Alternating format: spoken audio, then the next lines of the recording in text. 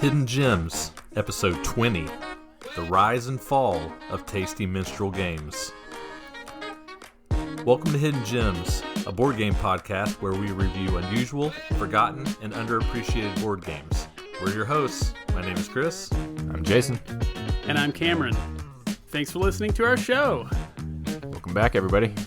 Oh, yeah. All right, guys. I've got to talk to you about something that my wife and I have been doing ever since our son was born, all right? All right. So, for my birthday, I think last year, she got me this book of pie recipes, okay? And the sub-story is, my birthday's in June. I got this book in April because I had this terrible habit of a package would show up on the porch and I would just open it and be like, where did we get this pie book from? And she's like, well, it was a surprise for you. It's going to be your birthday present. Because I do bake. We're big fans of the Great British Baking Show in our house. And I'm the pie guy. When we go to like family gatherings, I make pies. So she got this huge book. It's almost like a textbook size hardcover pie recipe book. And this book sat around between all the rest of last year and most of this year, anticipating the birth of my son. I was like, what would be really fun is we put that pie book to use the whole time that you're on maternity leave. So Fridays are going to be Friday Pie Day. Sounds awesome. Yeah, it's been a lot of fun. In my first year of marriage, I gained like 15 pounds.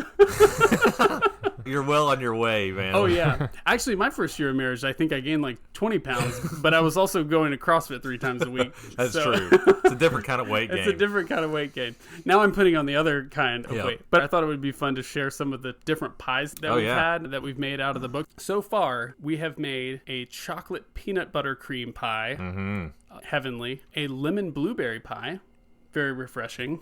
That sounds good. The classic chess pie. Oh, dude, yeah. Fudgy and delicious. A standard apple pie. 5-spiced pear pie. Okay. We were like, we've done apples. I don't want to keep just doing the same thing over and over again. We grabbed pears and we found this one. Chinese 5-spice. I had never had it before. Yeah. It goes really, really well with pears. Mocha mousse pie. And that one is coffee mocha. Which I get. No, that's right. Mocha is coffee. Yes, it is. That's right. Yeah, so I was trying to figure out. I was like, "There's another mocha." No, I had never made a mocha anything, but it was delicious. Tastes like coffee. And this is why I wanted to share this, because my sister-in-law and I were just goofing around and chatting about this idea that suddenly came into our minds of what if you could make a cereal-based pie.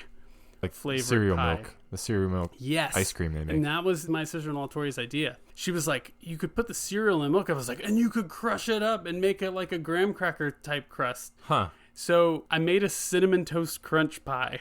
Okay. It was not that good. However, mine was edible. Tori's was not. I saw the pictures of it, and she said that her kids wouldn't even eat it. You should have used Lucky Charms. It was a missed opportunity. Well, it could be a series of pies, potentially. We are going to return back to the book because, if I'm honest, even though my Cinnamon Toast Crunch pie was edible, the custard was a little bit more like scrambled eggs than like a nice custard. Yeah. So I feel like I'm doing better when I stick to the recipe book. I took a home economics class in high school. Yeah. Because I wanted to eat twice during the day. That's the only reason I took the class. It was my friend Jeremy, and then the rest of the class was our female classmates. And we made eclairs one time, and it literally was scrambled eggs. So bad. Making pastries is hard, man. It was like scrambled eggs with chocolate on it. Yeah. I couldn't figure it out. Man, I'm impressed that you take on baking. I love to cook. I do a lot of cooking, but baking, for as precise as the work that we both do is, right? Programming all day, I cannot do baking. I'm just like, I don't want to have to think about precision. I want to be able to just throw a little bit of this in there, throw a little bit of that in there, get something good. Yeah, well, doctor work isn't very precise. I don't know what y'all are talking about. Yeah. He was like, this might be cancer. I don't know. Yeah. Who knows? Just spitballing it, I expect some pie for the next episode. Like cocktail of the episode. We need a pie of the episode. Dude, I would love that. Pie, for sure. All right, Jason. I know you've been waiting to talk about this one for a while. Yeah. What have you been up to? Because you're going so slow with it. I am. So you brought up Mike Selinger's list. What is it? Top 100 games that everyone needs to play? Absolutely, positively must play, according to him. Yeah, so you inspired me. There was a game on there that neither of us had heard of. Nope. Fool's Errand. Yep. Which is an old... It's not text-based, but it's old. It is. 1987. Yeah. 1987 puzzle game that only runs on a Macintosh emulator. Yeah. I guess there's a Windows version of it, but I ran it on a Macintosh emulator and just finished it the other night. I have to say, it was quite good. for 1987. So this is a puzzle game. Yep. So there's some mazes, there's some actual puzzles, like rearrange the pictures to make the bigger picture. And there are a lot of word-based descramble these letters, decode these letters. Word finds type puzzles. But what I find to be most clever about this is that it's all put together in this really unique fairy tale-ish type story. About the fool. Right. The puzzle, or the game, is basically you're scrolling through this very long scroll that goes in pages, and each page has a puzzle on it. And once you've collected all the pages, then each of those pages turns into a piece of a map. I don't think this is giving away too much. And then at some point, you have to do something with this map to figure out, you know, what happens after that. And I don't know, I really enjoyed it. It was quite challenging in certain spots, but just finally made it through it. I'm curious to hear what you think so far, Chris. I know you're only like a little ways through it so far. So before I talk about it, how many times did you cheat? Okay, so I told you about one yes, instance. You did. I'm going to make you fess up in public on air. I'll fess up to it. So there is one type of puzzle. Have you solved any of these? Yeah, we talked about it. I did one legit. Yeah, you did the easiest one, I think. Well, apparently you didn't do any of them.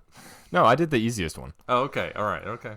So there are a couple of puzzles where it's basically just a line of buttons. So the first one is like 5 buttons, and they're numbered 1 through 5. And then there's one with 6 buttons, and there's one with 7 buttons. And essentially the puzzle is you have to click these buttons in the right order. Right. To reveal a message. Yeah, and each time you click a button, it transforms a block of text in a certain way. It adds a letter to the beginning, or it reverses the letters, or it adds a letter to the beginning and a letter to the end. And there's some combination of clicking those buttons that results in a phrase of some sort. Yep.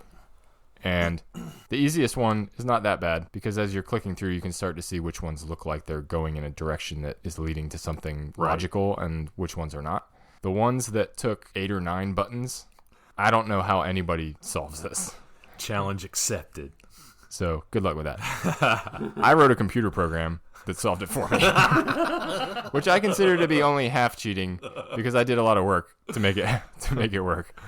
Basically, I wrote a little computer program that spit out every single possibility of what would happen if you clicked the buttons in a different order, and then I scrolled through it and I found one that made sense. But like I said, I only consider that half cheating, and that's only one puzzle out of like 100. So it's a lot. But you cheated I'll on fess a couple up to others. I don't think so. You did. I don't want to spoil it, but there's a clicky one where you click on something. You told us about that one. And you clicked off the screen or something to... Oh, that's not cheating. That's creativity. You weren't doing it in the spirit of the puzzle. You cheated. It's creativity. Cheated. It's not pure.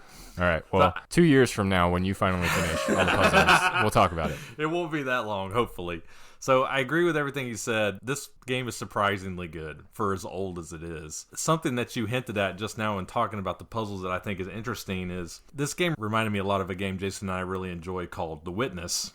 Oh, yeah. Which we'll talk about in more detail on another time because we could talk about that. But in The Witness, puzzles build off of prior puzzles and you learn things. And I feel like there was a theme of that in this game as well. They'll present you with an easy puzzle and then they'll give you another variation of it slightly harder and then it gets slightly harder.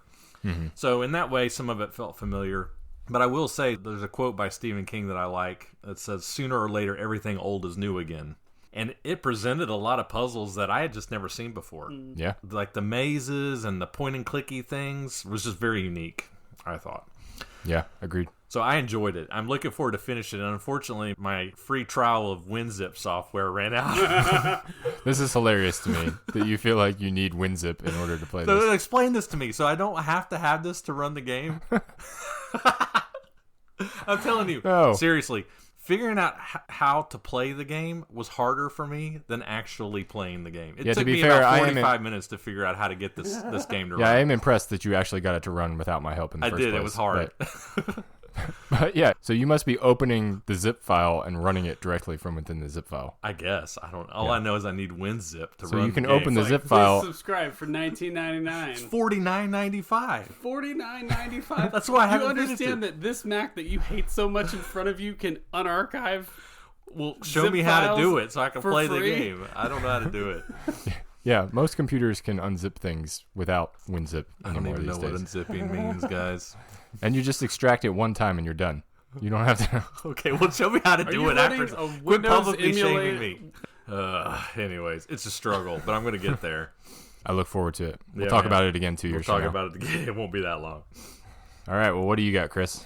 Yeah, so Bryce and I, my oldest son, we watched The Eternals last night, which is the latest offering in the Marvel series of movies. As you all know, if you've been listening to the show for a while, I love comic books, and I really love the MCU, what Marvel is doing in their movie line. And I thought I would just take a couple minutes. I'm going to be really quick. I'm not going to be long-winded here, and I just want to briefly, because you know I love lists, it's just fun, to go through all of the offerings of Marvel during Phase 4. So if you've been keeping up, I know these two guys, these two schmucks I thought it was don't. done. I thought they finished it with the last movie. It's not done. Phase 3 is done with the Infinity Saga with Thanos and all that, but now they're springboarding into the next phase, which is most likely going to be Galactus. It's a whole nother series of movies. It'll be Phase 4, 5, and 6. Okay. So there's 7 movies. 25 years for Star Wars to make all 9 movies. I know, and right? they're already in phases 4, 5, and 6. Yep. Marvel, man, they're on a roll right now. They're killing it. I'm going to just go through them quickly, least favorite to most favorite, and just briefly why. There will be minor spoilers here. All right. Number 7, Black Widow. I like Black Widow as a character. I think Scarlett Johansson is awesome as Black Widow. The thing that killed Black Widow for me was Taskmaster. He's an awesome Marvel Comics villain, one of my favorites. And the MCU is pretty good about staying pure to the comics, and they did not with Taskmaster, and it really upset me. Another thing about Taskmaster is he was only in the movie for like 8 minutes. It was kind of like Phantom Menace Star Wars, you know how they tease Darth Maul like, oh, there's this really awesome villain. Oh, yeah. Then he has a 4-minute lightsaber fight and he gets cut in half. The same exact Spoiler thing. alert, sorry. Yeah, Darth Maul gets exactly. cut in Old half. spoilers. Yeah. Yeah, it was so disappointing. I felt very similar with Taskmaster. Disappointing. But still, the movie was good. That just disappointed me. Number 6, WandaVision. This one is weird. Every episode represents a decade of TV television, all the way back from like the 50s or whatever. Very experimental in nature. I enjoyed the show. I don't like how they did the main villain in the show, Agatha Harkness, who's a very obscure Marvel villain, but she was just very overacted, I felt like way overacted, in my opinion. And not like a way where they were trying to be like that. Like, you know, sometimes they go over the top. Yeah, because Marvel usually doesn't do that. I just think the actress they got to portray her just overdid it. So it took a little bit away from the experience, but I still enjoyed it. Number 5, Shang-Chi and the Legend of the Ten Rings. A decent origin story, characters very likable, good action and fight sequences. I just hated the end fight. It was this big, generic, big bad monster beast thing with no personality. It's kind of lame. And then the Power Rangers transformed and formed a Megazord and they stomped through the city. It Lots of felt very windows much breaking. that way. Number 4, Falcon and the Winter Soldier. Now we're starting to get into the better ones. Basically, the whole premise of this show is to show how taking up the mantle of Captain America just can't easily be done. They try it with John Walker, and he cannot do it. He becomes the U.S. agent, who I'm really excited to see what they do with him in future movies. And then ultimately, Sam, who is the Falcon, becomes Captain America, and his whole character progression the show is great. Really enjoyed that one. Number 3, Loki. I love the multiverse. I'm a huge DC Comics fan, and the multiverse is a huge trend in DC Comics, which is why I prefer DC as a comic book reader. But You're this is explain what this means. What is a multiverse? Okay, so very briefly, the multiverse is every decision in our life. Let's say I decide to get a Twix bar for candy instead of a Reese cup. Well, in some other dimension, there's a version of me that actually grabbed the Twix bar instead of the Reese's cup or whatever. And there are infinite points of difference. So there are like infinite versions of yourself that Right. go... For example, you get the Twix, you are an unhappy person. Right. If you have the Reese's cup, you are a happy person. Right. No way, man. Twix is better. So that's the idea behind the multiverse, is there's basically infinite versions of yourself. And so you could end up being very different in another timeline. You might be evil in one timeline based on a series of choices that you make, whereas in another timeline you might be good. Right? And That's so what happens when you choose Twix. Right, Eventually- right. Makes you good, you said. No, eventually you become an evil person. Oh, man, you're an idiot. Twix is great. Versus Twix or versus Reese's? Oh, okay. No, you're right. I'm sorry. I take it back. So I yeah, don't. that's Loki. It's great. Really enjoyed it. Number 2, What If? This is an animated series on Disney Plus that has to do with the multiverse. Basically, What If is the consequence of all of these timelines emerging when the timeline gets disrupted in Loki.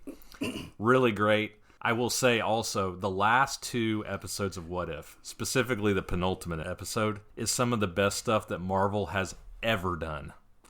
So good. I remember watching the second to last episode and just being in awe of it, to be quite honest. Should I just jump in and watch the last couple episodes? You could, because they're connected, but also separate stories. Basically tells you what it would have been like had Ultron been successful in Age of Ultron, and it's pretty terrifying. Oh, man, I still don't know what's going on. It's good. It's good. Yeah, I'm lost. All right, and then number 1 is The Eternals. This movie was amazing, and the main reason I wanted to do this is to try to get people to go watch it, because it's getting really bad reviews, and I cannot figure out why. This movie is great. So one of the biggest complaints people have about the Eternals is they don't understand why they didn't interfere with Thanos during the snap stuff that happened in the first 3 phases. Let me just say that this movie answers those questions perfectly, and it makes total sense. If you understand who the Eternals are and what their real purpose is, you will understand why they don't do it. And it's very satisfactory. I think people don't like it because this movie introduces a lot of stuff really quickly. There's a lot of exploration into all the cosmic stuff, which is the next progression for the movies, which I think for the average watcher is probably a step too far. They're just introducing a lot of spacey stuff. What, right? You took like several years of your life to develop in your thinking through reading the comics. They're trying to give you in like 25 minutes. Exactly. Iron Man, Captain America, people can handle that. Huge, cosmic, gigantic beings from another dimension who are doing these different things on a cosmic scale. Probably too much for a lot of people, but if you're a comics fan, I think you'll enjoy it. Is that like this moon guy on your poster here? It is exactly. Oh, wow. Yeah, so that's Ego. I thought I was making a joke. No, you're not. So that's Ego, the living planet, who's a celestial, and the Eternals is all about the celestials. Whoa. So it's that kind of stuff. Crazy. The man in the moon. The man in the moon. That's right. It has Jon Snow and Robb Stark in it. It does. So Jon Snow is going to be the Black Knight, who's going to be an awesome character. And then Robb Stark plays Icarus, who is one of the Eternals. Well, maybe they won't screw up the Black Knight story. I hope not. High hopes over here. So there you go. How long did that take? From when you started talking? Yeah. I don't know. I lost track somewhere halfway through. I know you're bored. It's all right. What you want to talk about, Chris? This is your show, too. You know some people out there, unlike y'all, would be interested in hearing that. Yeah. All right. Well, this is the part of the show where normally we would introduce the cocktail that we're enjoying. Right. And tonight we are actually just going to have to pour out a little bit. In fact, we're going to have to each pour out all of our cocktails for TMG. Yeah. No cocktail. No cocktail tonight. I'm failing you guys. Dribble a little. No dry from ice the last bottle time. on the ground. No cocktail at all this time. Come on now. I can't ever make you happy. However, that sad little fact is going to lead us to a discussion of TMG games.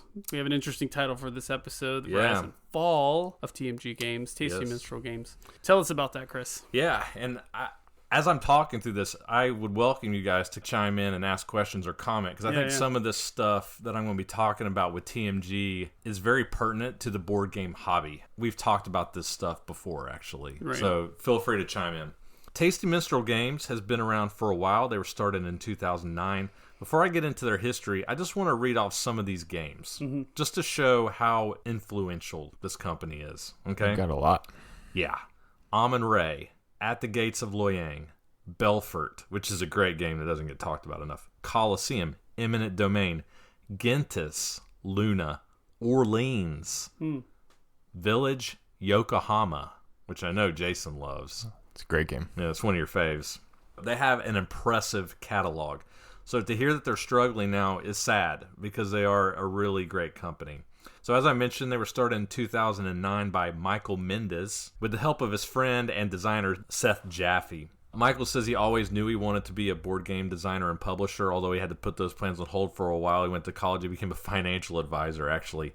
And then a few years later, when he was a little bit more financially secure, he started Tasty Minstrel Games. I would say that TMG, other than their excellent catalog, is known for one thing, and that is their deluxifying of games on Kickstarter. Well, actually, let me back up. So they were one of the first companies to use crowdfunding as a way to successfully publish their releases. So if you're newer to the hobby, you may not know this, but Kickstarter originally was for unknown indie publishers to get their games out to the masses. Kickstarter was originally specifically for board games?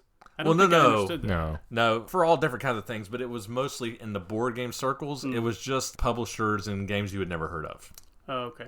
The first Kickstarter success, I believe, is probably Alien Frontiers, which was by Clever Mojo Games, and they were unknown at the time. But for better or for worse, more established companies jumped onto that. And this was actually somewhat controversial at the time. I remember a lot of people were upset about that. When Queen Games and TMG got in Kickstarter because they were like, you don't belong here. This is for people who are trying to Kickstarter. Have no reputation. Right. Yeah. And They were like, oh, great opportunities for pre-sales, I guess. Exactly. They were using it as a pre-order service and not a way to get their idea out to the public, which I remember really upset people when they first started doing it. Do you remember that? I think I started paying attention to Kickstarter a little bit after that. Probably once Stonemeyer started getting involved. Right. And Scythe and all that was really when I started taking notice of Kickstarter. Mm-hmm. And to be honest, he was actually one of those unknowns that got his reputation through Kickstarter, and now he's since left it. Interesting. And he's kind of doing it the way I think at that time people expected you to do it. Use it to get noticed and then start your company instead of using it as a pre-order service for your well-established game company. Yeah. Right. I mean, it makes sense because the industry's like, oh, there's all these eyeballs on what's coming out and what's new at Kickstarter. People are browsing the board game space on Kickstarter, and so it becomes this place of like, okay, well, there's already a bunch of eyeballs there. Right. Let's get in front of these people, even though they know that we're an existing publisher. Yep. Exactly. Why not, right? But now I think the consequence is that it's just very hard to get noticed on Kickstarter now if you're a budding publisher or designer because you get drowned in all the Mythic games and Awaken Realms and the Queen stuff. You get drowned out in the noise, I think. The 20,000 backer behemoths that are on there. Yep, exactly.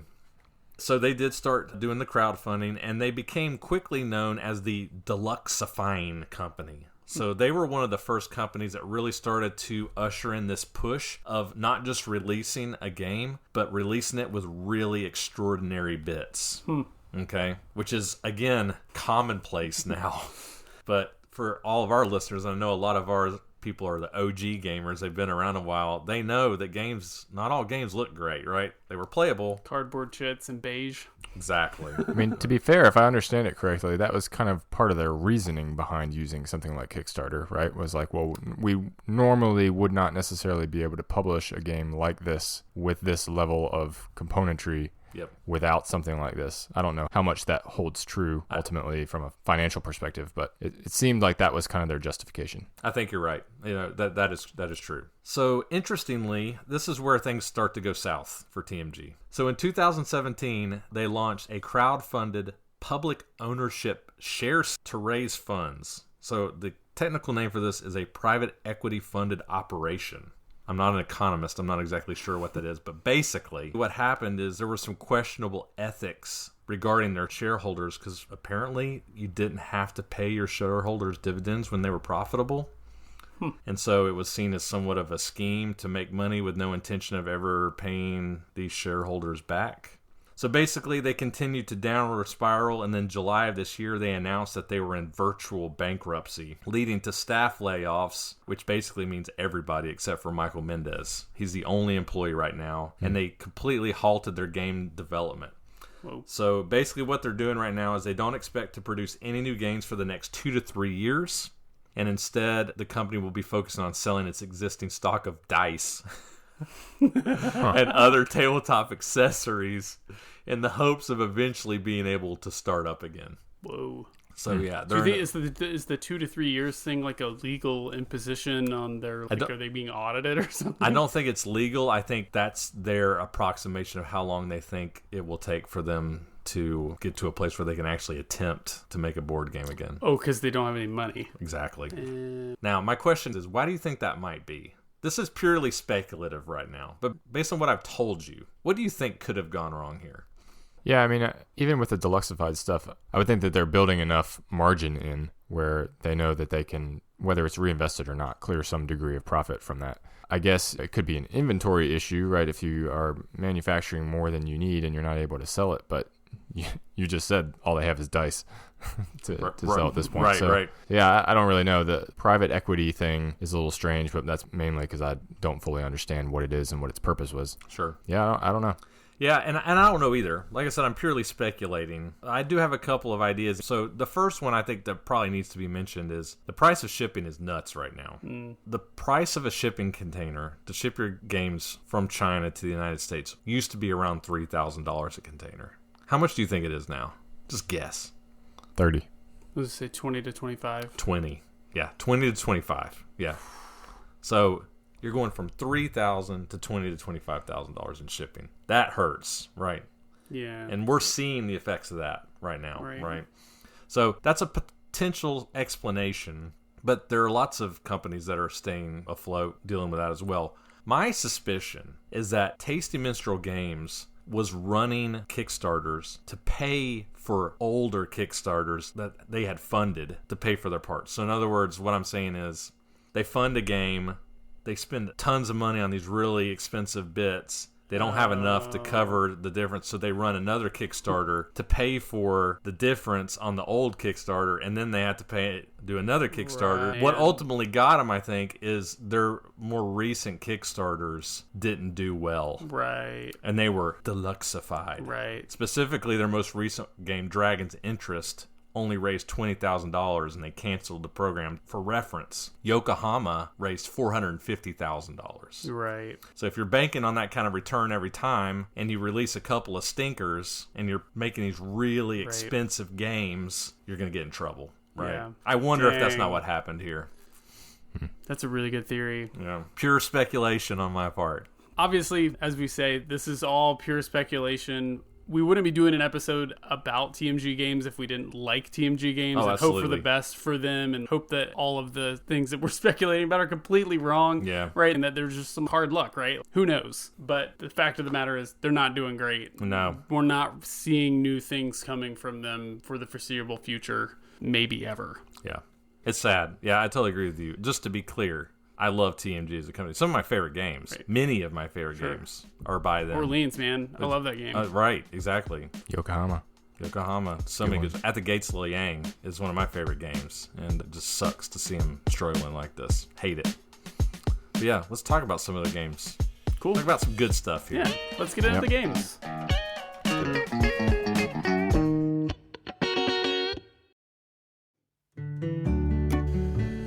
Well, it's autumn time again. Time to make the Burgoo. Burgoo is a community-made stew made from several meats and vegetables. In the game, your goal is to add all of your ingredients to the stew and be the one who sampled it the most. Love it. Nice.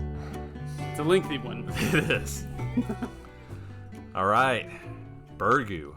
Published in 2014, obviously by Tasty Minstrel Games. At the time of this recording, its BGG ranking is 11,262. Yeah, that's because it comes in an envelope. It's not, they definitely saved costs on this one. This is the This is the anti-deluxified version. I do feel like it should have come in like a pot, maybe. A cauldron. Missed opportunity. Could have been much better. Throw You're your gonna chips in the deluxify cauldron. it, Yeah, yeah. it would have been awesome, yeah. The designer of this game is Dan Manfredini. He has one other notable design that I'm aware of, a game called Far Space Foundry. I've not played it, but I hear it's pretty polarizing. And apparently either you really enjoy this game or you hate it. I've never played it. Have you played this one? I haven't. Okay. You always ask me that question, and like 90% of the time the answer is no. You can edit that. But All right. So this game was actually recommended to us by one of our guild members, Wesley Vandenberg. So thank you, Wesley. He's pretty active on our guild. We thought we'd review this one. He said, you might want to check this one out. So we're doing this one for Wesley.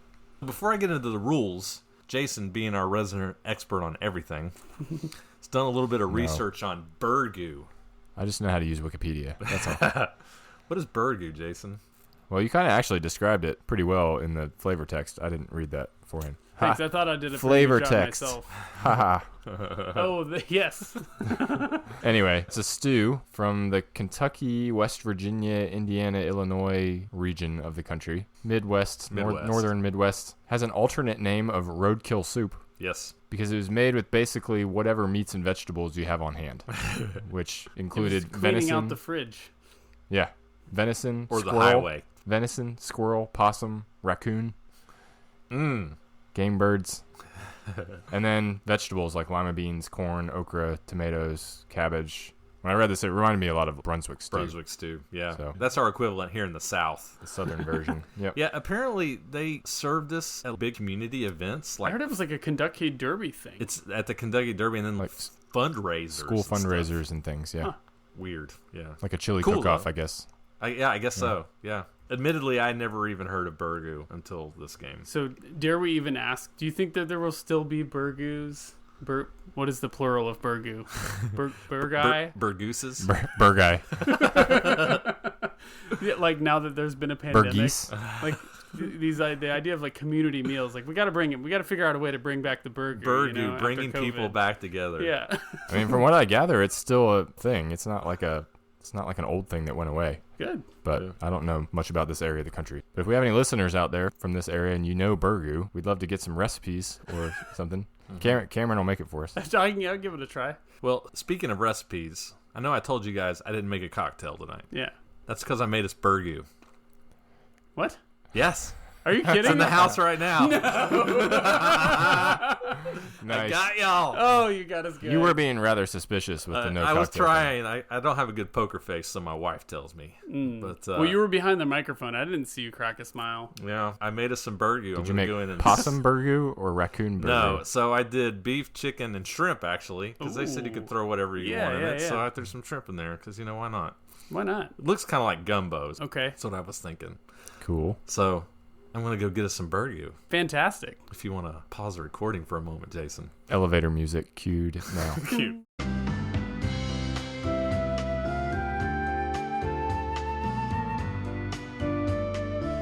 All right. Well, we're back from our Burgoo tasting session. It's delicious. What did you guys think? Great job, Chris. Thanks, man. Yeah, definitely. Way better than I thought it was going to be. Me too. When I was making it, I wasn't sure how it was going to go. There's a lot of stuff in that pot. Yeah. After a while, it's like if you throw everything in, you sometimes lose the flavor, if you just throw everything in a soup. I was worried about that. Nice textures in there. Had some shrimp, some beef, some potatoes. Had me sweating a little bit. I know. Yeah, Yeah, it was I like kinda the heat. spicy. Got a little nose run. Threw some yeah. jalapeno peppers in there. Quite good. Yeah, it was good. I enjoyed that. Nice job. I wouldn't leave you guys hanging. Now I can't surprise anymore. If I say I don't have a cocktail, you guys are going to know something's up. What goodie is Chris going to get us this time? All right. Brief rules summary for Burgoo. In Burgoo, the players are collectively making a pot of Burgoo, with the winner being the player who is able to get all of his ingredients into the pot of stew first. From a component standpoint, this game is incredibly simple. The game literally consists of 96 square cardboard chits, which are made up. What's that? In an envelope. In an envelope, which are made up of 6 different types of ingredients, 16 chits each. Chits each. That's it. Say the whole phrase again. 16 chits each. 16 chits each. All right. Perfect. Perfect. The way the game is set up is each player will take 2 chits of each type of ingredient and randomly place these ingredients in a straight line, with one end of the line pointing towards the player and the other end of the line pointing towards the center of the table where all of the unused chits are placed. This is the pot of Burgoo. In addition, the players will take 1 more chit of each type of ingredient, which will be their starting hand. On a player's turn, you can do one of 3 things. The first action is you can add an ingredient from your hand into the Burgoo. So, for example, I can take an onion chit, that sounds weird, from my hand and announce onion, and then either say top or bottom. If I say onion top, myself and any other player at the table that has an onion at the top of their ingredient line can add this ingredient to the Burgoo, bringing them one step closer to victory. If I say onion bottom, everyone with an onion bottom. If I say onion... we are adults. Oh, God. If I say onion bottom... Also, you kept saying onion chit, and If you say it too fast, I you know. may have to start censoring the podcast. I'm As long trying as you to don't have enunciate. onion chits coming out of your onion bottom. This is a family show. If I say onion bottom, everyone with an onion on the bottom of their ingredient line would get to throw it into the Burgoo as well. The second action is really simple. You take an ingredient from the pot of Burgoo and add it to your hand. And then the third and final action you can choose is splitting your ingredient line into 2 separate batches. So for example, if I were to throw a carrot chit from my hand into the Burgoo, I could split my ingredient line anywhere above or below a single carrot chit in my line to create 2 separate lines or batches so that I now have 2 tops and 2 bottoms. It's important to note that you can do this several times over the course of the game so that you can have several top and bottom ingredients at one time, but it's important to remember every time you split batches, you are not adding any of your ingredients to the Burgoo. You're just increasing your number of batches. One other important small caveat is that if an opponent to your left or right only has 1 ingredient left in a batch, and you make a call that forces them to throw that ingredient into the Burgoo, you actually get to take that ingredient into your hand instead of it going into the Burgoo. The winner of the game will be the player that is able to get all of their ingredients in their ingredient line into the Burgoo first. If several people do this at the same time, the player with the most ingredients left in their hand will be the winner. And that's generally how you play Burgoo. As I mentioned in the rule summary, component-wise, this is an incredibly simple game. Again, 96 square chits. That's it. No dice. 93 plus 3 pennies. 3 pennies if you have my copy. Somehow, mysteriously, and I'm sure none of my 4 kids had anything to do with this, 3 of my potato chits have vanished. Your potato chips? My potato chits are gone, and so I had to substitute them with pennies. But it still works. Although your game did get a little bit more expensive. It did. But somehow not deluxified anymore. I mean, metal components. It bothers me really, really bad. All right. So as I mentioned, it's a really simple game. Given the game's size and its scope, did you feel like there were actually meaningful decisions going on in this game? Yeah, when you explained this game initially, I was like, is this even a game? Or are we just... Community experience. Right. There are actually some pretty tough decisions in this. Mm-hmm. You have to find that balance between how often do you split and then trying to maneuver those different batches in such a way that you are watching what everybody else is doing and trying to make sure that you can benefit from when they call onion bottom, right? Right.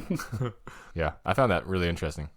Yeah, I thought the decision about not only when to split or when to throw in, but also when to take out, because you start the game with only one of each different type of ingredient. Right. And eventually you run out and you're like, well, I need to throw in a potato. Mm-hmm.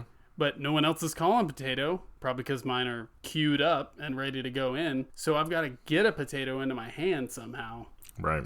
And yeah, it's an interesting balance because it's not just what do I take, but when do I take those actions? And I think the other tricky decision is, okay, I'm going to split into a new batch, but where do I break the line? Right. And that's where I think a lot of the strategy comes into play because you have to make a decision based on what other people are doing, what other people have at the top and bottom of their lines. Yeah, when I first looked at this game, I was not expecting much because there's not a lot to it, right? But as both of y'all have said, there are some decent decisions going on in this game. I think this is pretty obvious, but just so our listeners are clear, in this game, you're really just trying to find ways to get ahead of your opponents. Mm-hmm. Which of these actions will help me gain some ground or get ahead of my opponents? Do I call this ingredient and get to throw one in and maybe only one other person at the table gets to throw one in? Or maybe I can call onion bottom and I'm the only person with an onion on the bottom. Maybe now's a good time to do that. Or maybe I see that a lot of people have celery on the top of their line. Do I need to maybe instead split a batch and try to navigate my celery to the top of the line, right? So that when somebody calls celery top, I get to throw in and I don't have to spend my turn doing it, right? For such a simple game, there's not interaction per se, but I found I was constantly looking at everybody else's tableau, right? You're just constantly checking, okay, what does he have on top? What does he have on bottom? Mm-hmm. Do I need to split here? Pretty good. Yeah, and the capturing mechanism is interesting too, in that if somebody's down to one in a batch and you call that, you get that ingredient. Because of what you mentioned earlier, Cameron, in that eventually you're going to run out of chits in your hand. and you have to have a chit in your hand to take an action, right? You have to throw something in to be able to split or to call something or whatever. Right. And so eventually it's kind of like Halloween. Like you have to rest at some point. Like you're going to have to take that action Right. where it's a throwaway action. I just have to spend my whole turn pulling something out of the Burgoo so that I have chits to play to do something on my next turn. And so if you're able to make those captures, it may not be exactly what you want or what you need to throw, but you're saving yourself a turn or two from having to take that wasted rest turn, right? And potentially setting yourself up for the tiebreaker. Right. Right, yep. Yeah, no, I agree, because ties are not uncommon in this game. Right, yeah. So looking for those opportunities, like Jason said, not only to take a chit to increase your tempo, but also just to have it in hand in case somebody goes out at the same time as you. Yeah. Right, can be really helpful in coming out ahead. It's definitely an efficiency game, right? Like, for sure. Can you spy the opportunities to avoid having to do something that would otherwise occupy your entire turn? Right. One other thing I really liked about this game, and this doesn't necessarily have to do with strategy, but I think it's worth mentioning, is I feel like in board gaming circles and in amongst our circle, I feel like the definition of a filler has really broadened over the years. You know, sometimes somebody might come in late to game night and be like, oh yeah, we're just playing a filler, and then 40 minutes later we finish, you know, and they're like, okay, I can finally play. We think of fillers as being short games. I think for me 30 minutes or less, but 30 minutes is actually pretty long for a filler. This game is a true filler. Yeah. You can get this game out while you're waiting for somebody to show up, and they'll be like, yeah, I'll be there in 10 minutes, and you can play this. Yeah. Right? It serves that niche well if you really are looking for a real filler that you can play very quickly. Because, I mean, 2 minutes to teach and 8 minutes to play, right? I was going to say as well, like very little instruction required, right? So if you have folks, say, in a family group or something like that, where it's a mixed bag, some people can play some of the games that we've talked about in this podcast, and others are kind of like, you know, skirting around the edges of board gaming. I'm not really much of a gamer. Those types of folks, I think, could easily step into a game like this without feeling intimidated or weighed down by the intensity that some of these games can typically bring. Yep, for sure. So, any things you guys didn't like about Burgoo?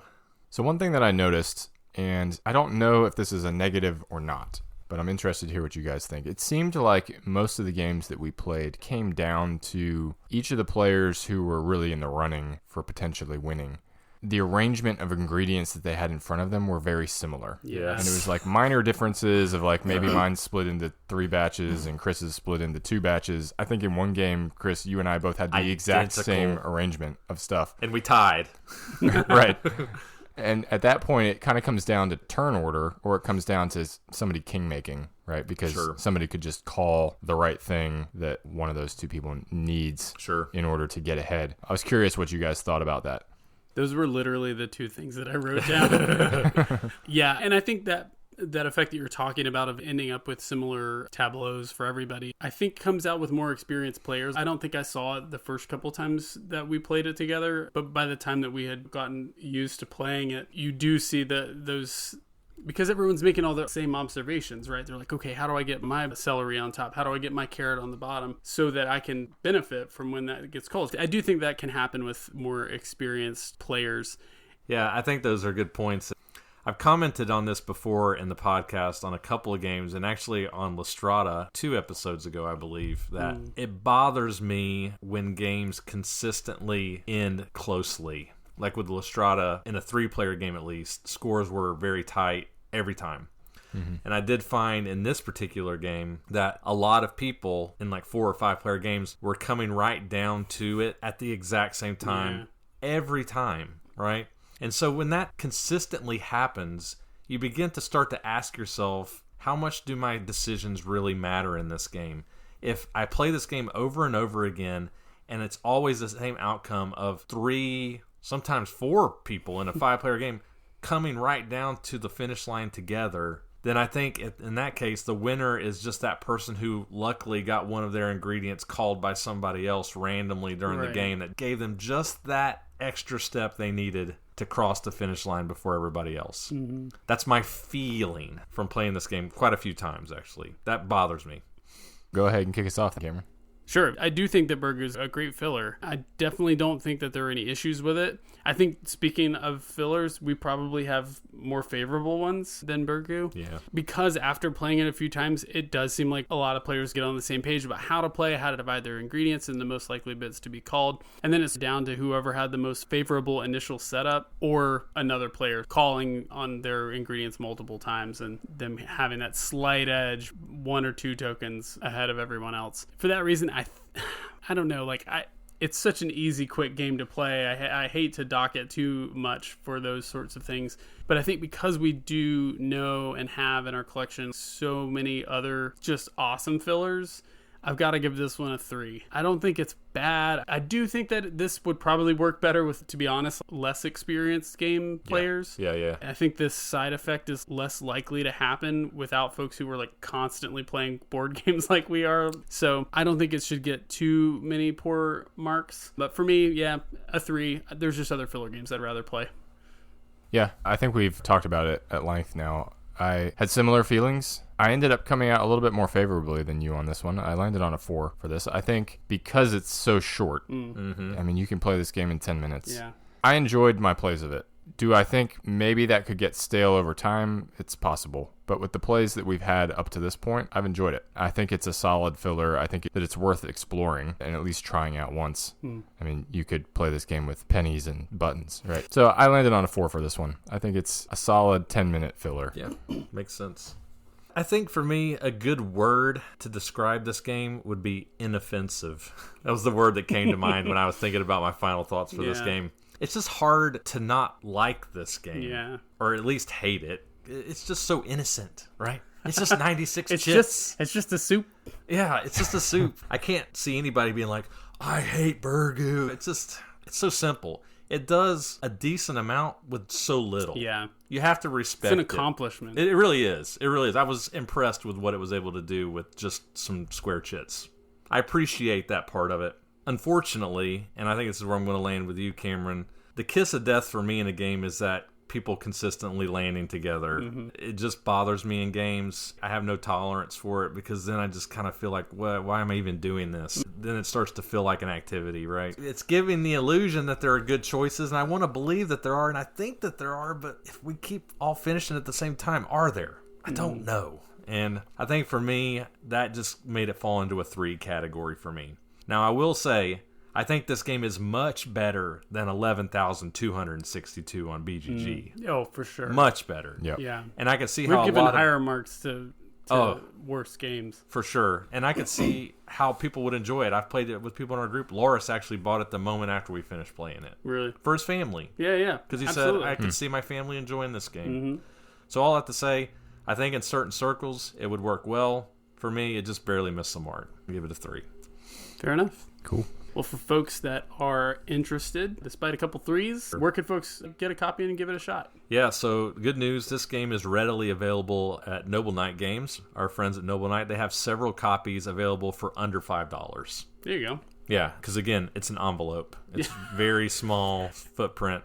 I think that they missed the mark on the theme there too, right? Like, at least Bananagrams gives you a banana-shaped envelope.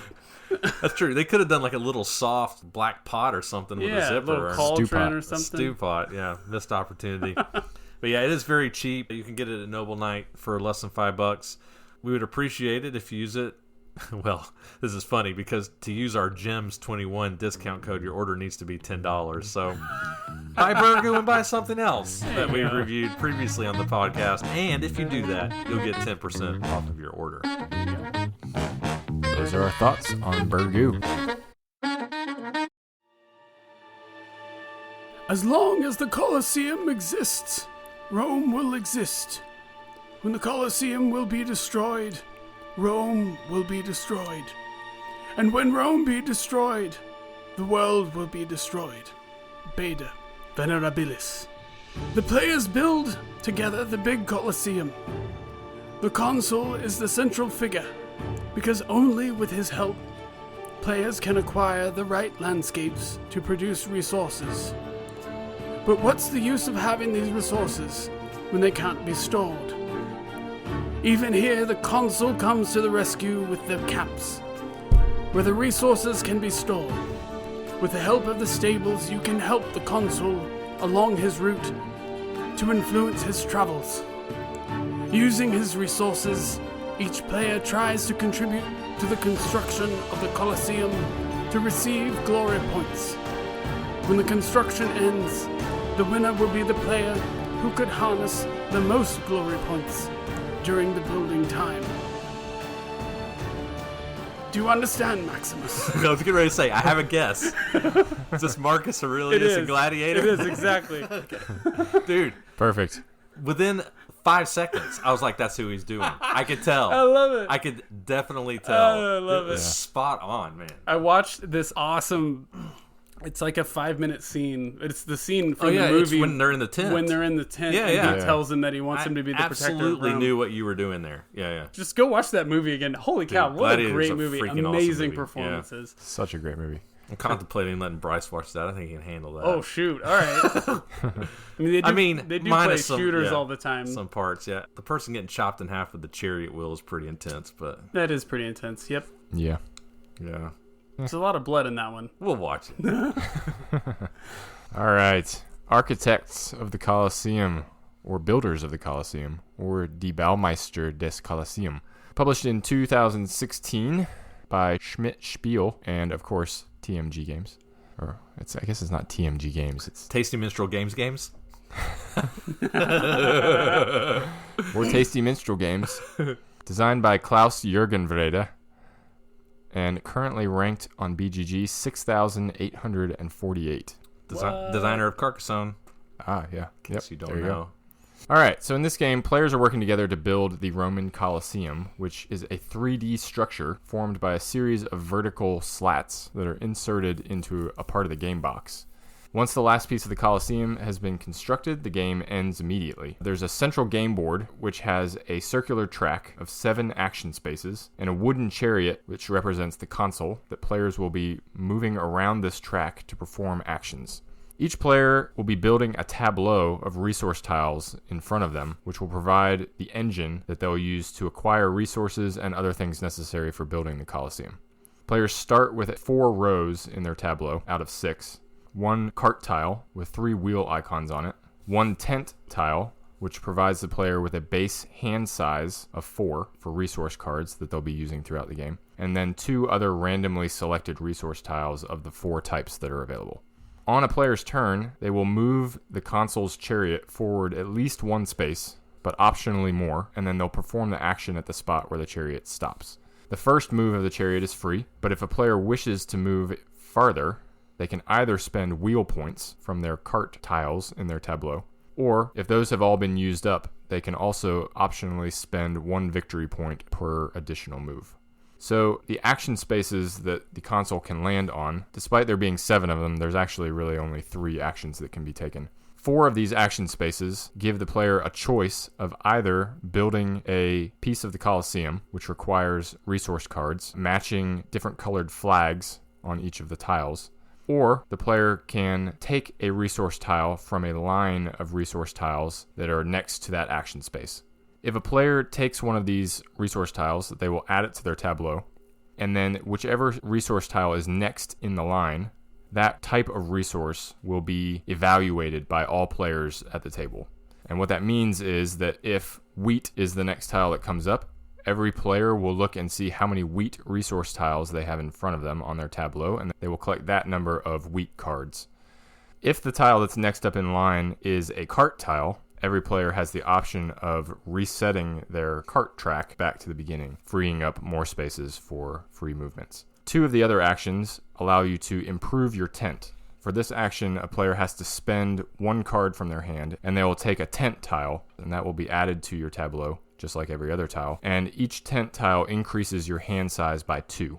The last action is an action that basically just allows the player to call any of the resource types or wheels, and every player at the table will evaluate that type, and they will collect cards based on the number of tiles that they have in front of them for that resource. So, like I mentioned before, the game ends immediately when the last Colosseum tile has been built. The last 3 slots for the Colosseum have extra bonus points of 1, 2, and 4, and then the game ends. One final scoring element that's very important actually to mention is that at the very end of the game, each of the 6 types of tiles that can be in a player's tableau will be evaluated, and whichever player has the majority or the most of each type will score 4 points if they have an exclusive majority. If the majority is tied, each player that's tied will score 2 points instead. After that, player with the most glory points wins the game. Glory of Rome. Glory points. So this game falls into that on the edge of filler category as well. It says 30 minutes printed on the box, and we played it pretty close to that time on a couple occasions. So that being said, what did you guys think of it? So I would say at first glance, I think the look of this game is pretty cool. I really like how when you fulfill a building tile, it actually stands up in the oval pattern to form a 3D Colosseum. I think that's a nice touch. It could easily have been a thing where you just lay them flat somewhere or move a token up a slider or something like that. The fact that they thought to actually set them out vertically and you get to see the Colosseum being built, it's a nice touch for the game. It's a nice visual aesthetic. Yeah. It's completely unnecessary, but it does add to the visual. Agreed. Yeah, one other thing that I liked about this game, and this is probably my favorite aspect of this game, I do feel like this game does a good job of making all your decisions feel positive. You know what I mean?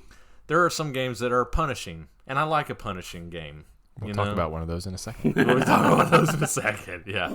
But this game, it just evokes good feelings. Every time you take a turn, you're doing something good for yourself. Yeah, you have to do something that's going to benefit you. Increasing your hand size, or you're adding something that's going to be good for you later, drawing more cards, you're replenishing your wheels, whatever. You're benefiting off of other players' turns, too, so it's not like you only benefit on your turn. Exactly. It's just positive reinforcement after positive reinforcement after positive reinforcement. So if you like games like that, if you don't like games that feel confrontational or punishing, or you always feel like you're struggling to keep your head above water, this is the opposite of that, right? Yeah. And so I think in a game that's on the shorter side, I enjoyed that because the game it's fun, it's breezy, you're kind of playing quick and it's conversational, you can talk, but you still have some things to think about. So I had one other thought that I thought was kind of cool. The story arc of this game is pretty interesting, right? Obviously, thematically, we're talking about building the Colosseum. You have this arc of tiles getting displayed around the circumference of the Colosseum. And because the 7s, the points on the tiles will be either 4s or 7s, because the 7s don't start coming out until like halfway through the game, and then the final 3 Colosseum locations have an added number of bonus points associated with them, I think the game can build to this nice climactic finish where the last couple of moves can really earn a player a lot of points, and so it can be a bit of a nail-biter there at the end, which I think is kind of an accomplishment for a quick game. Right, there is a story arc to it, right? The Colosseum's getting finished. So in other words, it's not flat all the way through. The stakes get higher as the game progresses. Yeah, I agree. I'd say the thing that stood out to me the most about this game was the tension between the 3 aspects of, do I increase my hand size? Do I increase my movement ability by getting more cart wheels? Or do I go for resource tiles and increase my ability to get resource cards? That's not unique to this game in any way, but I feel like it was done in a very clean way in this game for something as short as it is. And it added just that perfect tension of, well, there are different paths to explore here. I can see if just really having a lot of mobility gets me the win, or I can see if having a ton of hand size flexibility helps, or some balance of those, right? I found that puzzle to be pretty interesting. And you're doing that within the framework of trying to get those majorities, right? I found that balance to be pretty satisfying. I agree. There was a lot of good tension here, and like you said, different paths to victory. I found myself constantly looking at other people's boards because you're trying to make that decision of, do I spend these cards and build this segment of the wall and score some points, or maybe I just need to go grab that resource tile so I can stay one step ahead of Cameron because he's trying to cut into my points there, right? And so I feel like you're constantly evaluating what other people are doing that is guiding your decision-making process through the game. One other thing I will say, and I love this with this particular kind of a game, this is a rondelle game, right? If you think about it, you're moving in a circle. It's a rondelle mechanism. The way they utilize the wheels of, do I move way forward and try to grab this thing that I think that I really need or I really want and use up my movement, or do I hold back here and try to save some movement? Because I'll tell you, if you peg your wheels out and wheels don't reset for a while, you can really end up regretting that later. But it might be worth it at the time. And that's a decision you have to make. Is it worth it for me just to go all for it and use up my wheels to do this thing I want to do and hamper myself later, right? It's a good decision. Right. Yeah. I was going to say, I actually really like the fact that the rules of the game allow you to trade your actual points for that flexibility of movement when you are in a pinch. I seem to appreciate that anytime a designer includes a mechanism where you can risk points for some kind of an advantage, because there's an investment feel to that. I think it's a clever use of the game where like your points suddenly become, in this one aspect, like a currency. Yep. Agreed. Well, what did you guys not like about this game? So I would say for me, the biggest con I had with this game is the lack of variability in setup. Concerns me. Now, I will say that there is one space on the board where I guess the game includes a little mini expansion of sorts where you can put a single little cardboard chit on one of the spaces that changes that one action you can do on that one space of the board from game to game. Yep. So there is slight variability there. But outside of that, that's it.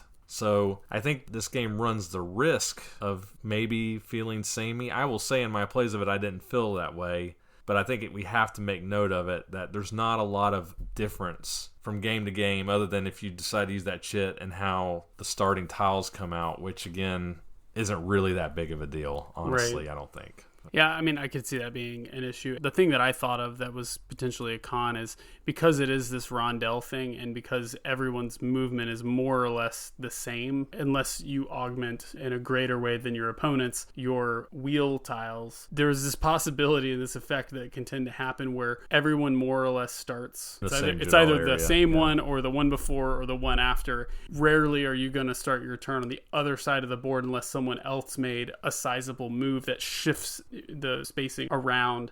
I don't know if there's anything that can be done about that, right? Obviously, the mechanism that's built into the game to sort of offset that is that everyone has this wheel thing and the ability to spend points. But it can be frustrating if you're playing a game and every single time you're like, well, I need to get over there. Now I have to spend a bunch of points, or else maybe I'll just hope that it works out differently next time and just do something different than what I really want to do right now.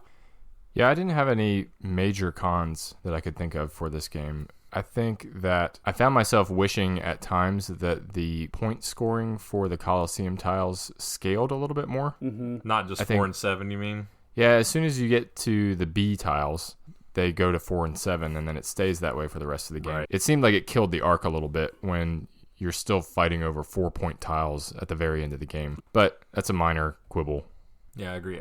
One other quick minor quibble for me as well is, and Cameron, you might disagree with me here based on your prior statements, but I didn't love that the last 3 Colosseum building spots had 1, 2, and 4 victory points on them. Just because it just seemed random. I don't think there's anywhere that you can play your game to where you can guarantee that you can land on the 2 or the 4 victory point space. If you try to do that, you'll probably miss out on your opportunity, right? I think you just kind of have to take them when you can. Yeah. And some person's just going to get lucky and get the 4 victory point one, whereas if you try to wait and hit it, you might not score at all. Yeah. I don't know. It just felt unnecessary to me. Yeah, I think I can actually agree with that. I actually won on the basis, I think, purely of getting 11 points on the final turn, and it was more or less like... Well, you won by 5, so it didn't matter. But I was going to get that number 7 token anyway. It just happened that I think Bill placed a tile right before I did. Right. So instead of me happening to get the extra 2 points,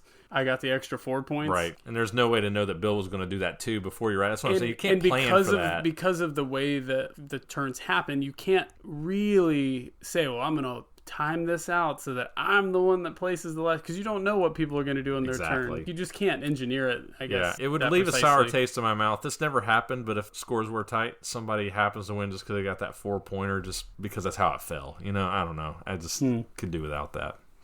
Cool. Final thoughts? Chris, kick us off. So, as I mentioned before, this game, it's just fun to play. As I mentioned, it's on the shorter side, and every time that we played it, especially once we got comfortable with the rules and the gameplay, the game just went really fast. People's turns were quick. Right. You know, it's just like boom, boom, boom, boom. And then when Cameron's going, trigger a wheat scoring. Oh, I get wheat cards. I just feel like things were constantly happening and it was always good. It was fun. Light, breezy, has good decisions. I think there's a good decision space here. So for me, this game is a 4. I enjoyed it. It's a 4 for now. I do wonder if in the future maybe it might drop to a 3 repeated play just because I do have that concern with setup and variability. Could it get samey in the future? Yes. Am I enjoying it now? Yes. If somebody was like, hey, let's play Architects of Colosseum, I would be like, yeah, let's go. It's just fun. I like it. So I'm going to give it a 4. Yeah, I agree. This game offers a relatively short game experience. It's got a good pace of turn. I think it looks cool. The game depends on a good deal of planning ahead and paying attention to what your opponents are specializing in and how many wheel spaces they have available. It involves a little bit of engine building in terms of which resource tiles you pick up, which I enjoy. Overall, I think Architects of the Colosseum is a good game. I'm also going to give it a 4. Nice. Cool. Well, I think we kind of aligned pretty well on this one. I don't know that there's a ton that I can add that you guys haven't already mentioned, but I settled on a 4 for this one as well. All right. I think I'm probably more on the positive side of 4 than on the negative side of 4, where you are, Chris. Interesting. Yeah, I'm a little more on the negative side, yeah. And I think my reasoning for that is that with the right audience, I think this is a great alternative to something like Settlers of Catan, right? Yep. Like, right. You get that. You get a very similar feel even in this game. I think the resources are the same. Sure. Right? It's wood, rocks, wheat, and water instead of sheep, right? And I played this with a bunch of folks who don't play games as often as we do, and I was expecting it to be dry and then to be like, this is why we don't play games with you. But everybody enjoyed it and had a good time. The last time we came over, you made us play Zulkin. Yes, that's true story. Right. And so I think that this game would have a pretty good appeal to that type of group or that type of crowd while still having enough good decisions in it to be appealing to people who play longer games and more involved games. And so for that reason, I think while I'm sticking with a 4, I think I'm on the high side of 4, if that's a thing for these reviews.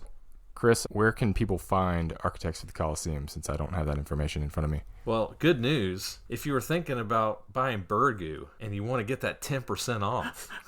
But you want to get more than 50 cents off of your order. Right. If you want to get like $2 off your order, you can buy this game on Noble Night. They have it on Noble Night for as low as $12. Oh, wow. $12. I'm thinking about that's a doing steal. that, actually. A 4?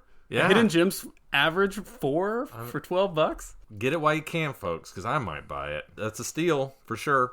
It's also on Marketplace on BGG, 15 copies for cheap as well. So definitely can get it if you want it. Cool.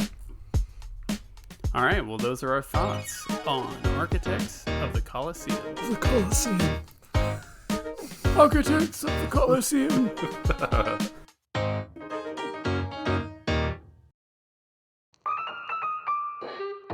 Ponzi scheme is the term used to describe the technique Charles Ponzi used in 1919 to perpetuate one of the most notorious financial frauds in history. In theory, people were investing money and receiving dividends. In reality, there was no investment at all. All the dividends were paid using money from the new investors.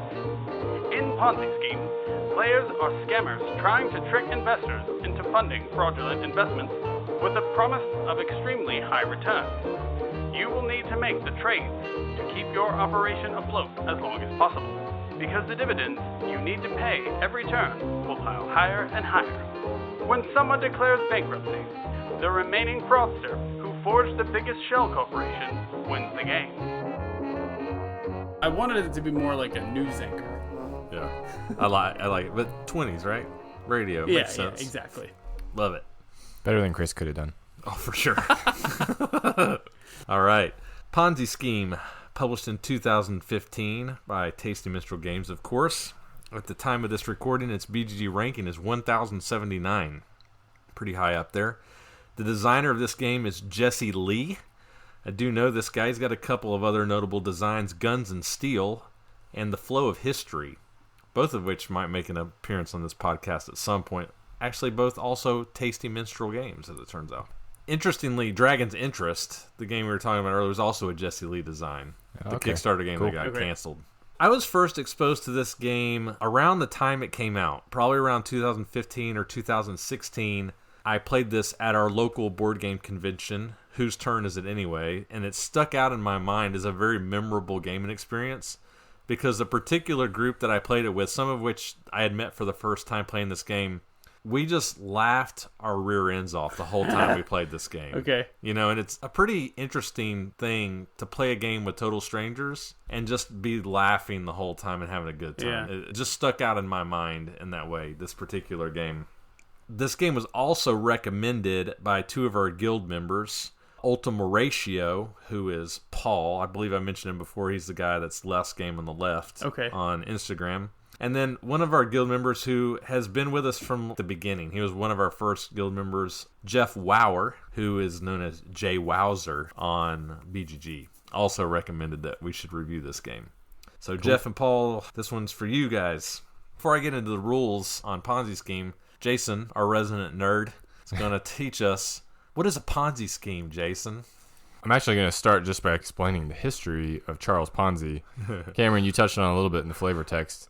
I actually didn't know very much about Ponzi and what he actually did. Me either. So I started reading about it on Wikipedia today, and it was pretty interesting. So we'll go through it. Interestingly, this scheme started off, I guess, somewhat with good intentions. So Ponzi's original idea was to invest in postal coupons, which I guess at the time were a way that you could pay the postage for someone else, kind of like a collect call almost is kind of what I gathered, but I could be totally off on that. And the goal was to use arbitrage, which is buying something in one market and selling it in another market for a profit, which is legal, but to do that with these postal coupons and make money for investors. That never actually panned out, of course. But in 1920, Ponzi created his company, interestingly, the Securities Exchange Company. This was, I guess, 14 years before the actual SEC came about, probably for good reason. And he started his scheme with 18 investors, totaling about $1,800. And he started going after working class folks to get more investors, but as word spread, by June of that year, he was pulling in nearly $1 million a day. Holy cow. From investors. What? In the 20s? Which is a lot of money. Wow. In today's money. Yeah. So he could never actually get the original plan to work and began to realize that it was infeasible anyway. Just to pay back the original 18 investors who had given him money, it would have taken over 53,000 postal coupons, which were physical pieces of paper that he would have had to ship across the Atlantic to get them here. And so for his 15,000 investors at that point, it was just not a logistical possibility to even do this in the first place. But he ignored this and was able to continue to pay back his investors using the funds from new investors, which is, where the Ponzi scheme gets its notoriety. Interestingly, though, a lot of these investors who were supposed to be receiving payouts would just reinvest their funds back into the scheme because, it's a wise investment strategy if it's an actual real investment. Sounds familiar, yeah. The press began investigating, but also, interestingly, were charged with libel by Ponzi. And at the time, the burden of proof was on the plaintiff to establish wrongdoing. And so Ponzi was actually awarded $500,000 in damages. And it neutralized all further investigation into what he was doing for a time. Keep going. I feel like they should have worked that part into the game somehow. Yeah, that's right. Suddenly That's an you just get expansion. an influx of free cash. So eventually, more investigation was done to see if this plan was legitimate. But the investigation turned up that in order for it to be legitimate, he would have had to have been acquiring over 160 million postal coupons. And the Postal Service reported that there were only 27,000 in circulation. So it was quickly realized that something was amiss. This caused a run on the SEC, the Securities Exchange Company that Ponzi owned. But he went out to the line of people waiting outside to collect their cash and started handing out donuts and coffee and talking to everybody. And I guess he had the type of personality where people sort of just believed him. And a lot of people, because of that, decided that they would just leave their money with him. And they were satisfied at that point. So he managed to continue on a little bit longer. Wow. At that point, another formal investigation was launched into the books of the Securities Exchange Company. And the quote from Wikipedia says that Edwin Pride was commissioned to audit the Security Exchange Company's books, an effort made difficult by the fact Ponzi's bookkeeping system consisted merely of index cards with investors' names. So at this point, it was discovered that Ponzi was millions in debt, had borrowed many thousands of dollars from the Hanover Trust Bank, which he actually essentially controlled at that point, and everything came crashing down. He was eventually arrested. The Hanover Trust Bank, along with 5 other banks in the area, were all brought down as a result of the losses. Investors all lost their shirts, totaling $20 million at the time, which is about $200 million in today's money. Holy hell. Oh, gosh. And Ponzi spent the rest of his life in and out of prison or various other schemes. He got involved in some sort of real estate scheme in Florida after he made it out of prison the first time. He was eventually deported to Italy and died in poverty in Brazil in 1949. Whoa. The legacy of the Ponzi scheme lives on, of course, to modern days with Bernie Madoff and others who have tried this. Interestingly, Bernie Madoff, in comparison to Ponzi's $200 million by today's standards of losses to investors, Madoff costed his investors $18 billion. Oh my gosh. I didn't realize it was that much. That's insane. Yeah. Story time with Jason. There you go. That was fun. Crazy. That's awesome. Well, actually, that will be helpful if you don't know how a Ponzi scheme works and understanding how this game works. So while we're still in the history thing, if anyone wants to see an interesting and hilarious movie that is kind of along these same lines of money, financial schemes or whatever, there's this movie with Jack Black that I probably got like $13 spent on advertising for it, but it just popped up on Netflix, called The Polka King. We were supposed to watch that before this episode. Oh, I know we were. Yeah. Just check it out. I think it's still on Netflix. I'm not entirely sure, but just look it up. It's worth it. The Polka King. The Polka King. Cool. All right. Brief rule summary for Ponzi Scheme. Here we go. In the game Ponzi Scheme, all the players at the table are running their own independent Ponzi schemes. Okay? Everybody at the same time. The game will end once one or more players go bankrupt. And this will happen, as Ponzi schemes, by their very nature, are unsustainable business endeavors, as Jason has already explained. The players that bankrupt are eliminated from contention, and then at that point, the remaining player with the most victory points wins the game. Players score points by collecting sets of industry tiles in one of 4 different types of industry, with exponentially more points being awarded for industry tiles of the same type. So again, there's like a set collection aspect here going on. In addition to industry tile sets, points will also be awarded for having certain amounts of money left over at the end of the game, if you have any money left. All right. The game will progress through 6 phases, round after round, until a player or players bankrupt, as I mentioned. The first phase consists of funding, where players will take an industry tile, and then they will take a fund card from a display of 9 face-up fund cards. Once taken, the fund card will give you a certain amount of cash money. However, they also have a dollar value written below, which is the amount of money you will have to pay back to your investors after a certain amount of time has passed in the game. Which a lot of times is larger than the amount you're collecting. Yeah. So, for example, some cards will give you $25 with the promise that you pay back $27 at a later time, while other cards will give you $72, but you'll have to pay back $128 at a later time. And hilarity ensues. To determine when payback occurs, the players will place the fund card onto a 6-sided wheel consisting of an arrow and then the numbers 1 through 5 in order. Each fund card will designate where the card must be slotted on the wheel. So, for example, if the card has the number 4 written next to the payback amount, it will be placed into the slot 4 on the wheel. More on that later. The second phase is the clandestine trading phase, where each player will make one bid for another player's industry tiles. A player will place a secret amount of money inside a leather wallet and then pass it to another player at the table. If the player accepts the money, the offerer takes that player's industry tile. If the player does not accept the offer, that player will match the offer by placing an equal amount of money in the wallet and then hand it back to the offerer, and then that person will take the offerer's matching industry tile. In the third phase, after all the trading is finished, the first player marker passes to the left, and then the new player will get to remove one fund card from the board. Once this has happened, everyone will then turn their timer wheel 1 space clockwise. If the arrow on the wheel is now pointing at a previously taken fund card, that player must pay the amount owed back to the investor or the bank. If he can't, he bankrupts and the game ends. If all players can pay their debts, the game continues. One other important point to note here this is funny, is that once a fun card is paid, it is not removed from the game.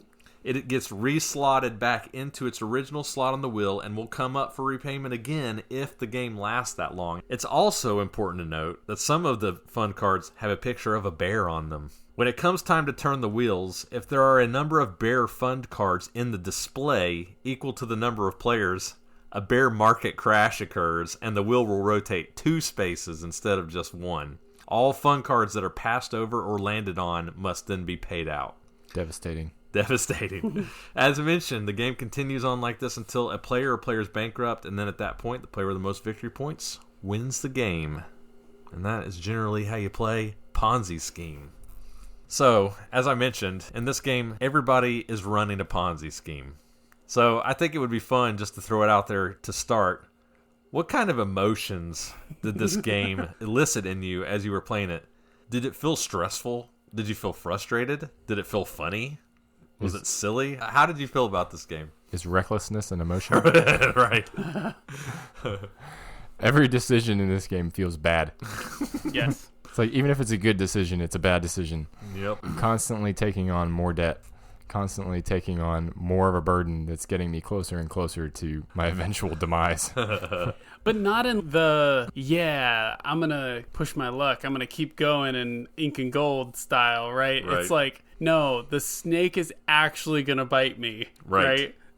And that's something that people have a really hard time wrapping their head around in this game. Every time I have played this game, without fail, especially when you play it with new people, I watch them, and you can see them looking at the board, and they're like, how do I make this work? And These I'm are like, all bad decisions. You can't make this work, right? Like, you have to get them to understand, and you have to come to grips with the fact that this is going to fall apart at some point for you. Yeah. You just have to figure out how to not make your house of cards fall apart before somebody else's does, right? Which, once everybody comes to grips with that, at least for me, I find the game to be hysterical. I just can't not laugh when I play this game. It's funny. I think some people, this game stresses them out. That's me. That feeling of my debts are coming due. What am I going to do? But it's funny when people get money from a fun card, they're making jokes like, oh, I'm going to take my wife out to a steak dinner tonight. We're going to take that beach trip. And then the wheel rotates a couple of times and you see the stress land on everybody. Like what it would really be like to run a Ponzi scheme, right? The game is highly thematic, I think. Right? Yes. You feel the dread coming in on you, right? Yeah, absolutely. I think my main reaction to this is stress because the cards keep changing. Every time someone funds, a different card comes out and you're like, oh no, you guys got all the good cards because the cards just keep getting worse. They have little percentages on each of the card that are showing the effective interest rate based on the income, the dividend, and they're all minimum like 28%. Oh yeah, and 40% interest. 60%. Yeah, those the bear cards are all like 57. You're doing good if you're at 40%. Yeah. So obviously, different emotions for different people. It's a unique game in that way. Emotions aside, how did you guys feel about the strategy in this game? I think a good place to start here, because I'm sure we're going to talk about, is the clandestine trading phase, right? How did you guys feel about this as a game mechanism? I will say this felt like an auction. Oh, for sure. To me. It's not an auction because you're just trading with one other person, but it has that same element to it.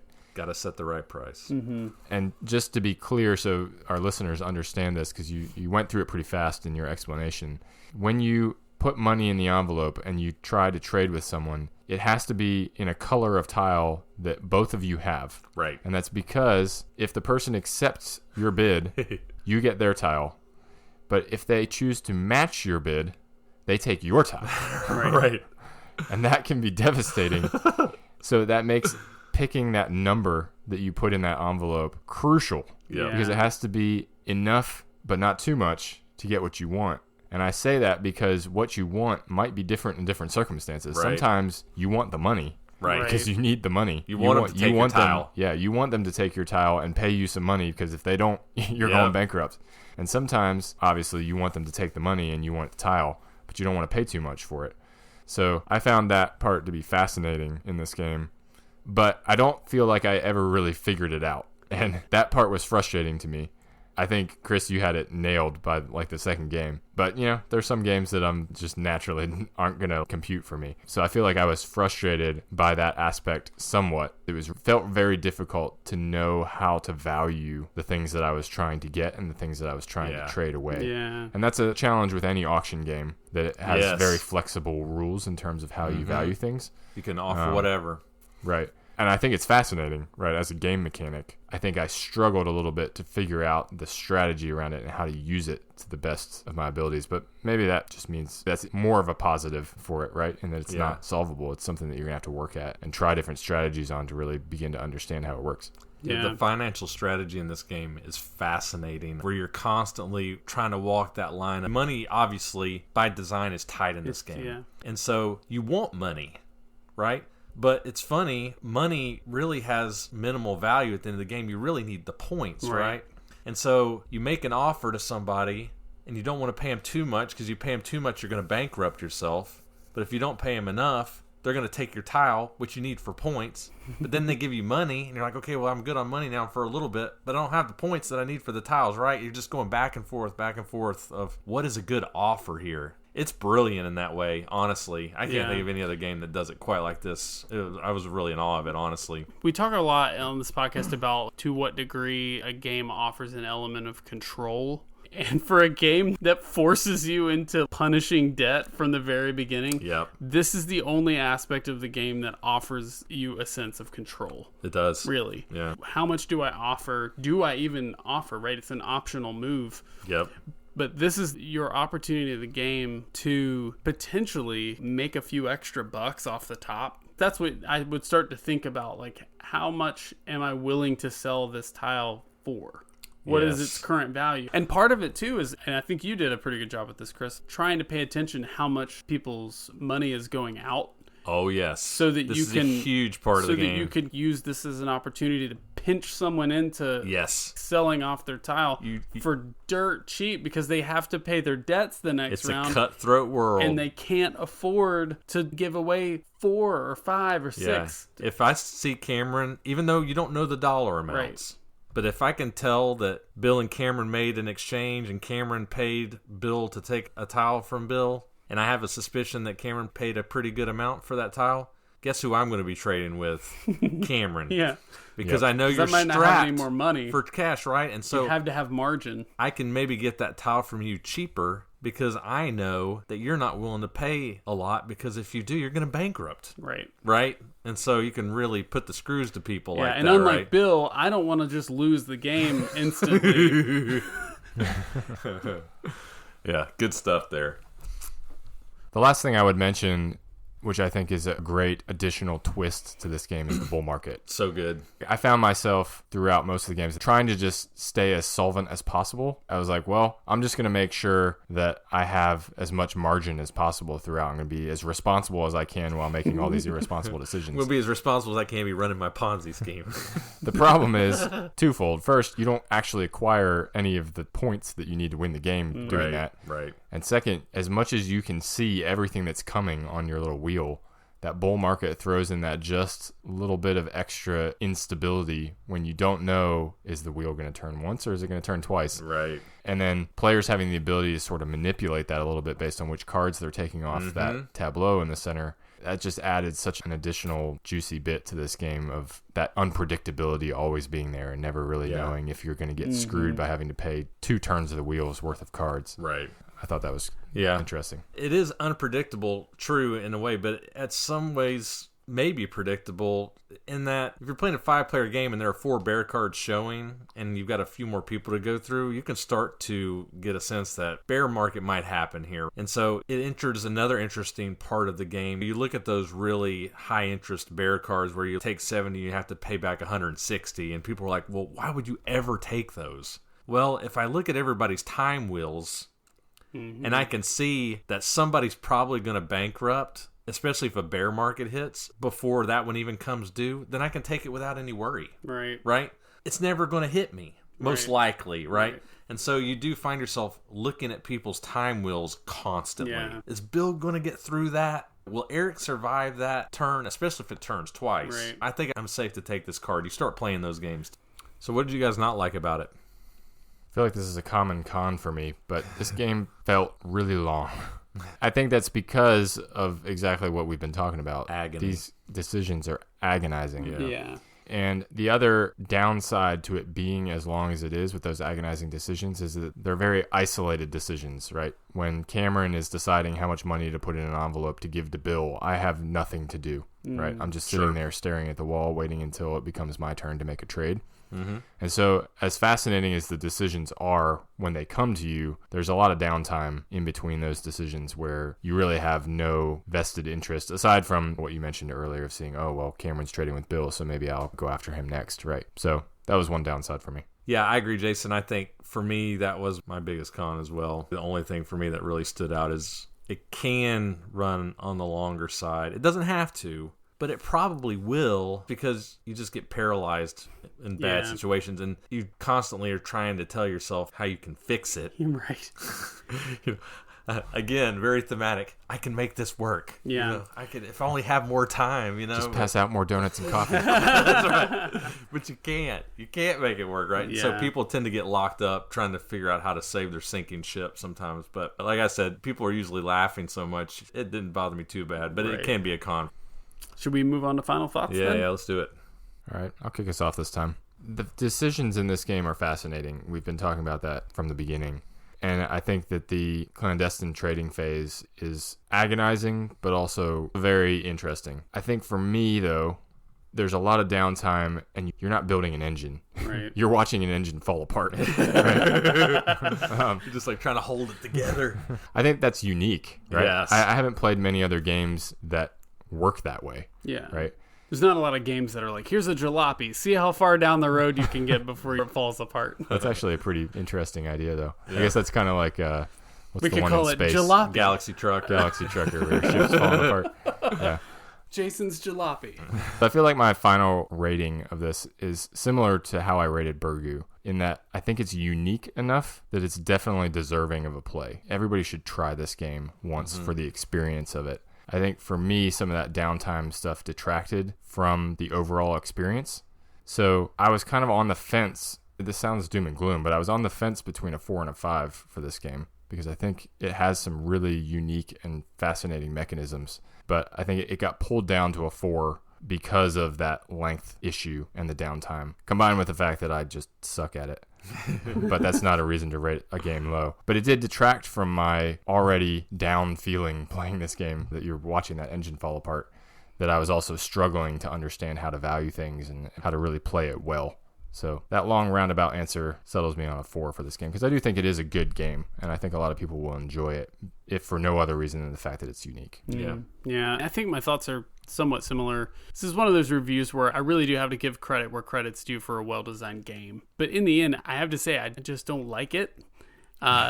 It's important that playing the game is as fun as winning the game, in my book. We play a lot of games that involve agonizing decisions, but have a general trajectory that's hopeful and enjoyable to build up your position in the game toward a potential victory. You get none of that in Ponzi Scheme. All you can think of in this game is, have I done enough to survive? Is there any way that I can pay my debts without having to sell off all my points? Maybe there are folks out there who are somewhat masochistic and like having a game torture you, but that's not me. So here's what I'm going to do. On its merits alone, in terms of mechanics, design, and production, and theme, I'm giving Ponzi Scheme a 4. I think it's quite well made. However, on replayability, for me, this is a 2. Oh, whoa. I do think folks should try it, but I think it really suffers on that point. Once you've been through Ponzi Scheme once, twice, and you've had your butt handed to you multiple times, the market has crashed, and everything that you thought you were hanging on to for the past hour just collapses, because somebody, I won't name any names, Bill, doesn't take the red card that keeps the game from ending and handing the whole thing to Chris. No, I'm sorry, Bill. I know. I've been giving him a hard time. You know what's about particularly fun about that? Is he did that because he thought that was going to get me. Right. And it ended up winning me the game, which made it even better. Or worse, depending on who you are. But yeah, it's a long game to work through, only to have it abruptly end and collapse just like that. and the whole time you've just been filled with all sorts of unsettling emotions. Yeah. So I'm going to go with the split thing on its merits, its game qualities, mechanics. As a game reviewer, I've got to give it high marks, right? Because I do think it's well executed. In terms of desirability to play it again, no, I don't want to play it again. Sorry. I get that. I get that for sure. Wow. What to say here? I'm still reevaluating in my mind. So for me, I'm always looking for fresh, new experiences in board games. They're different. And Jason, you already said it, and I totally agree with you. Ponzi Scheme is unique. Yeah. There's nothing like Ponzi Scheme. Nothing. It's just an experience in and of itself, right? I think it captures the theme perfectly. I was really interested to hear how you guys felt about the game, which is why I led with that leading question. Because for you, Cameron, you didn't enjoy the feeling of your debt collectors over your shoulder coming to collect money you didn't have, right? That's unique to me, right? I must be masochistic. I think I am. I just couldn't. I laugh hysterically when I play this game. I find the game funny. Whenever I look at people when they look like they're suffering and in pain, I'm just laughing the whole time. The game is hysterical. Chris is going to go start his own Ponzi scheme after this. Because you can just see the wheels turning like, how am I going to make this work? And I'm just sitting here thinking, you can't make it work. It's just that kind of game, right? I get some sort of sick satisfaction You can't make it work. Can I buy your tile for $6? Yeah, it's great. The auction and the trading in this game, top notch. It does actually remind me of one game, and I'm surprised you didn't mention it, Jason, but maybe you didn't make this connection. Is this Medici. a Strasbourg thing? Oh, I did. Did you say that? I didn't mention it, but I thought about it. Because Medici requires you to make that perfect bid. You get one shot, right? You got to hit it just right. Right. And this game is like that. When you make that offer in the clandestine trading, you have to hit it right, or your whole game can fall apart. If you mess up one of those, you can be in big but trouble. your opponents don't take all of your goods off your ship if you make the wrong bid. Exactly. It's more punishing than Medici, for sure, right? The game is excellent. I am between a 5 and a 6 on this game. Wow. I love auctions. I think of this game as an auction. I'm going to give it a 6. Wow. Yeah, Wow. I had a 5 written down, and this happens sometimes when we review games. As I'm talking about it out loud with you all, and the emotions I get, it pushed me over. Like I said, I had a 5 written down. I was on the line, but So you're putting this on the same level as Strasbourg. I am. Right? Like we finished recording, and you're like, I will play Ponzi Scheme right now. This I would for sure. This game is just fun. Wow. For me. Buyer beware. You could hate this game. Right. But for some people, I think they would love it. And I'm one of those people. Man, 246. 246. All over the map on that one. All right. Well, Chris, folks out there that want to try and see if I'm right or if you're right.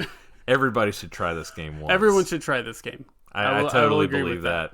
Everybody should try it once. Again, available on Noble Knight. Pretty affordable in the $30 range. So if you want to give it a go, you can get it on Noble Knight. And 11 copies on BGG as well. Very cool. Those are our thoughts on Ponzi Scheme. Well, we, of course, want to thank everyone for joining us on this Tasty Minstrel Games episode of Hidden Gems. If you like what we're doing here, please remember it's a huge help to us if you would leave us a rating or review on your podcast platform of choice. And follow us on our various social media platforms. We're particularly active on Instagram. Check out the BGG Guild if you want to interact with us or share a game that you think is a hidden gem. And if you're so inclined, please consider supporting the show over at patreon.com/hiddengemspodcast. And until next time, I'm your host, Cameron. This is Chris. And I'm Jason. Thanks for listening. This episode of Hidden Gems, number 20, was recorded in Raleigh, North Carolina on November 8, 2021. Join us again in 2 weeks to see if Jason and Chris can beat Bill to the checkered flag as we review a trio of racing games. Hidden Gems is produced and edited by Chris Alley, Cameron Lockey, and Jason Yanchuleff. Our Board Game Geek Guild is monitored and managed by honorary Hidden Gems team member Ghidorah. Our show's logo was illustrated by designer and artist Katelyn Nieto. Check out her work on Instagram at It's Katelyn Nieto. We would love to hear from you. Feel free to join the discussion on our many social media accounts. You can find us on Facebook at Hidden Gems Board Game Podcast, Instagram at hiddengems.podcast, and Twitter at Hidden Gems Board.